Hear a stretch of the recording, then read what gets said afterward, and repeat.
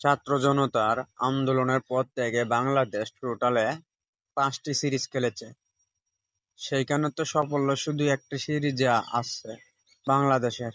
তো 5টি সিরিজ খেলেছে, একটা হচ্ছে পাকিস্তানের সাথে টেস্ট সিরিজ, ইন্ডিয়ার সাথে টেস্ট সিরিজ একটা আছে, আর একটা আছে টি-20 সিরিজ। ইন্ডিয়ার সাথে 2টা সিরিজ খেলেছে, সেই 2টাতে বাংলাদেশ হারলো ইন্ডিয়ার সাথে বাজেভাবে। তারপর দক্ষিণ আফ্রিকা বাংলাদেশে আসলো টেস্ট সিরিজ খেলার জন্য।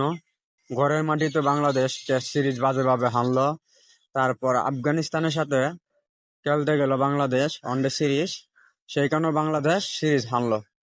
বাংলাদেশের সাফল্যের তুলনায় হারের ব্যর্থতা বেশি, তাও হচ্ছে ব্যাটিং আর ফিল্ডিং এর কারণে। এখন বর্তমানে বাংলাদেশের শক্তিশালী জায়গা হচ্ছে বোলিং সাইড। তো বোলিং সাইড মোটামুটি ভালোই করতেছে, খারাপ করতেছে না। ব্যাটিং সাইডটা ভালো করলে বাংলাদেশ আরো শক্তিশালী হয়ে যাবে।